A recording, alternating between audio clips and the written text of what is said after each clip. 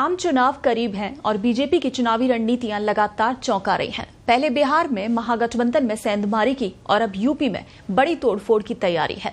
खबर है कि राष्ट्रीय लोकदल यानी आरएलडी प्रमुख जयंत चौधरी से अलायंस को लेकर बातचीत अंतिम दौर में है, यानी आरएलडी जल्द ही एनडीए का हिस्सा बन सकती है।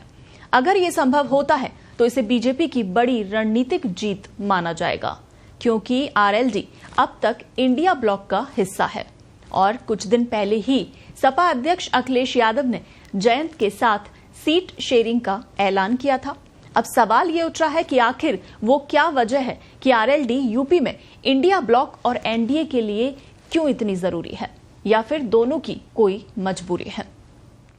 समझते हैं इसे कि पश्चिमी यूपी को जाट और मुस्लिम बाहुल्य इलाका माना जाता है। यहाँ लोकसभा की कुल 27 सीटें हैं और 2019 के चुनाव में बीजेपी ने 19 सीटों पर जीत हासिल की थी, जबकि 8 सीटों पर महागठबंधन ने कब्जा किया था। अब जानकार कहते हैं कि अयोध्या में राम मंदिर की लहर है और जाट समाज भी राम की भक्ति में डूबा है, और ये बात जयंत चौधरी अच्छे से जानते हैं।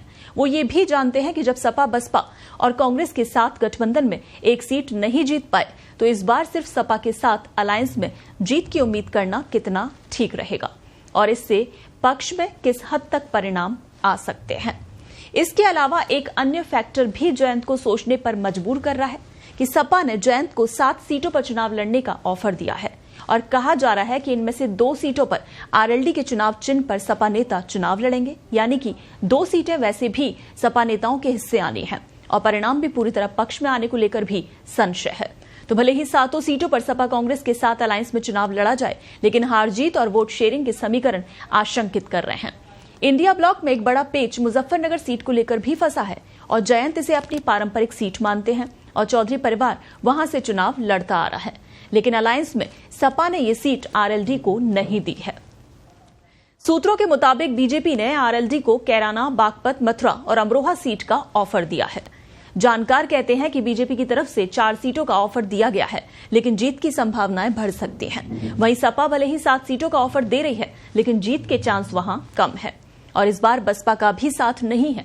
बसपा अलग चुनाव लड़ रही है और पश्चिमी यूपी में उसका अपना जनाधार है।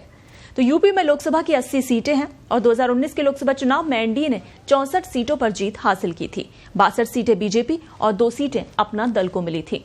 इससे पहले 2014 के चुनाव में एनडीए ने 73 सीटों पर कब्जा किया था, जहां बीजेपी को 71 और अपना दल एस को 2 सीटें मिली थी।